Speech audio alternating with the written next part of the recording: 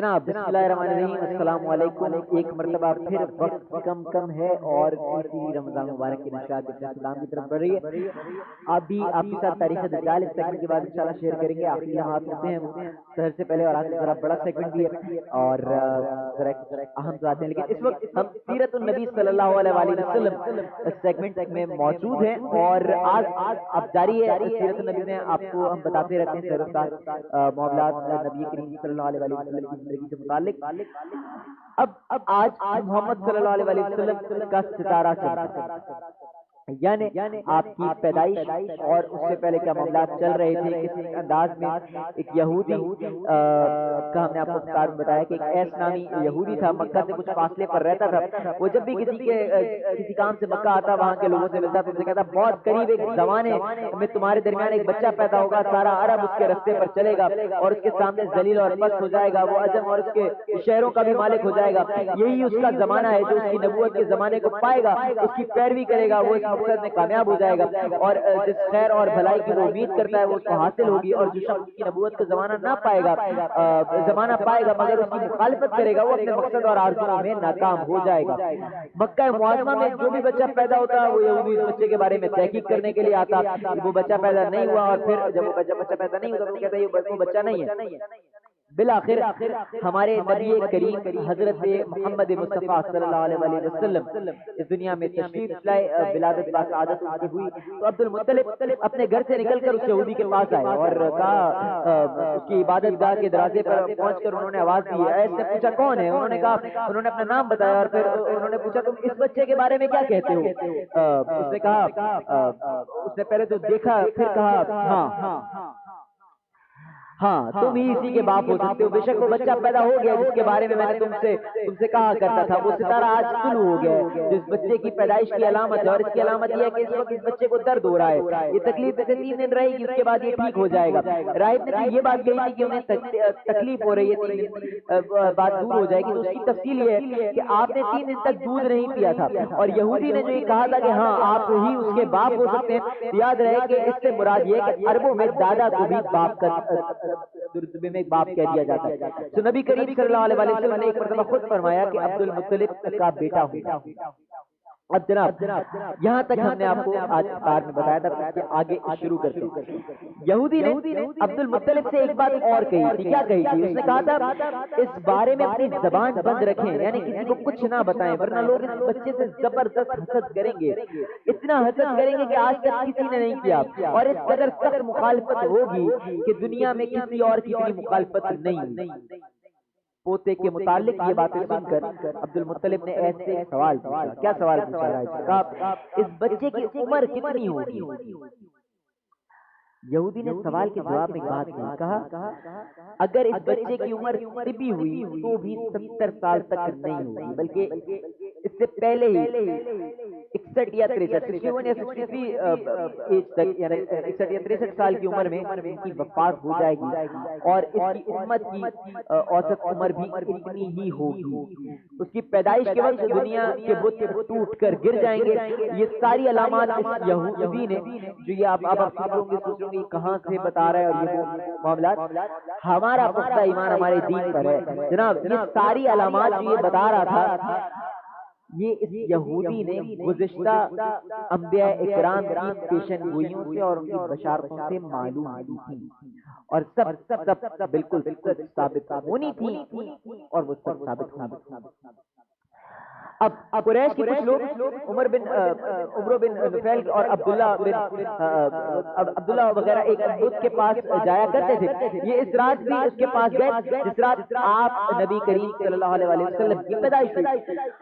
انہوں نے دیکھا وہ بت جو ہے وہ اوندھے منہ گرے پڑے ہیں، ان لوگوں کو یہ بات بہت ناگوار گزری، بہت بری لگی، انہوں نے اس کو اٹھایا سیدھا کر دیا مگر وہ پھر گر گیا۔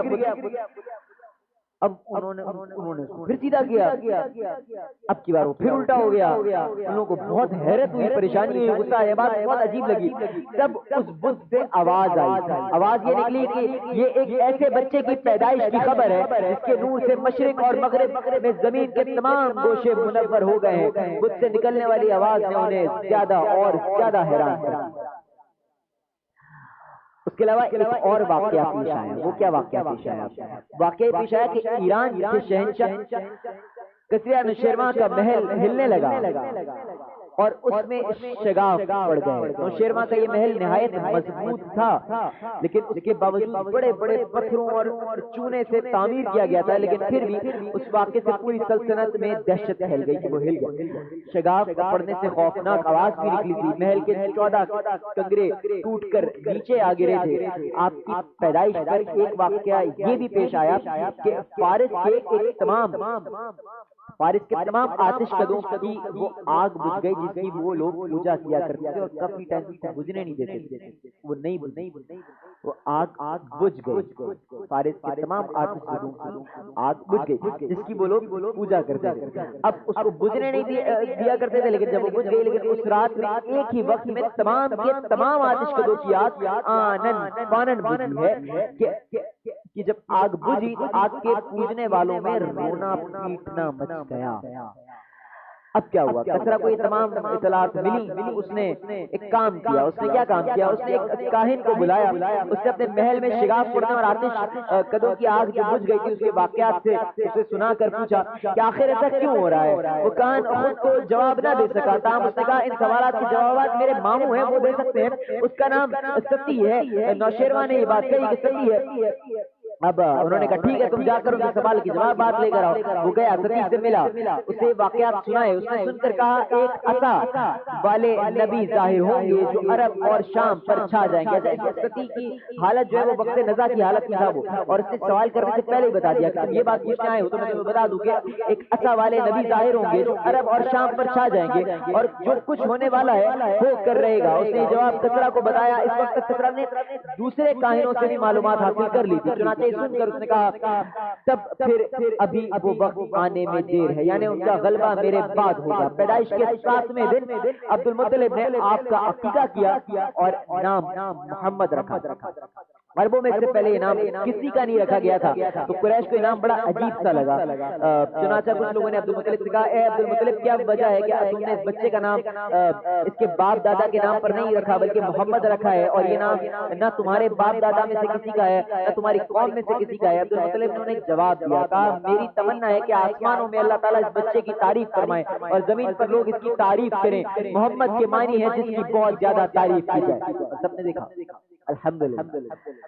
اسی طرح والدہ کی طرف سے آپ کا نام احمد رکھا گیا. احمد نام بھی اس سے پہلے کسی کا نہیں رکھا گیا تھا. مطلب یہ کہ ان دونوں ناموں کی اللہ تعالیٰ نے حفاظت کی اور کوئی بھی یہ نام نہ رکھ سکا. احمد کا مطلب ہے سب سے زیادہ تعریف کرنے والا. علامہ سہیلی نے لکھا ہے کہ آپ احمد پہلے ہیں اور محمد بعد، یعنی آپ کی تعریف دوسروں نے بعد میں کی. سب سے پہلے آپ کی شان یہ ہے کہ آپ اللہ تعالیٰ کی سب سے زیادہ حمد و ثنا کرنے والے ہیں. پرانی کتابوں میں آپ کا نام احمد ذکر کیا گیا ہے. اپنی والدہ کے بعد آپ صلی اللہ علیہ وسلم نے سب سے پہلے صوبیہ کا دودھ پیا. صوبیہ نبی کریم صلی اللہ علیہ وسلم کے چچا ابو لہب نے باندھی تھی. ان کو ابو لہب نے آپ کی پیدائش کی خوشی میں آزاد کر دیا تھا. صوبیہ نے آپ کو چند دن تک دودھ پلایا. انہیں دنوں جو ہے وہ صوبیہ کے ہاں اپنا بیٹا پیدا ہوا تھا. آپ کی والدہ نے آپ کو صرف 9 دن تک دودھ پلایا. ان کے بعد صوبیہ نے پلایا. پھر دودھ پلانے کی باری حضرت حلیمہ سعدیہ رضی اللہ تعالیٰ عنہ کی آئی اور پھر حضرت حلیمہ سعدیہ رضی اللہ تعالیٰ عنہ اپنی بستی سے روانہ ہوئی. ان کے ساتھ ان کا دودھ پیتا بچہ اور شوہر بھی ساتھ شامل تھے. اب حضرت حلیمہ سعدیہ رضی اللہ تعالیٰ عنہ دوسری عورتوں کے بعد مکہ میں داخل ہوئی. دائیاں آتی ہیں بچے لینے کے لیے اس زمانے میں آتی ہیں، تو ان کا اونٹ بڑا کمزور تھا تو وہ سب سے آخر میں داخل ہوئی. جب وہ آخر میں داخل ہوئی ان کا خچر جو اونٹ تھا وہ بہت زیادہ کمزور تھا. گویا یوں کہہ لیں کہ مریل تھا اس وقت. تو ان کے ساتھ ان کی کمزوری اور بوڑھی اونٹنی ساتھ تھی اور وہ بہت آہستہ آہستہ چلتی تھی. ان کی وجہ سے حلیمہ رضی اللہ تعالیٰ عنہ قافلے سے بہت پیچھے رہ جاتی تھی اور یہی ایک وجہ تھی. اس وقت بھی ایسا ہی ہوا تھا. وہ سب سے آخر میں مکہ داخل ہوئی. جب وہ مکہ داخل ہوئی پھر کیا ہوا یہ انشاءاللہ آپ کو بیان کریں گے افطار نشریات کے اسی سیگمنٹ میں. ابھی ایک وقفہ اور وقفے کے بعد انشاءاللہ دوبارہ.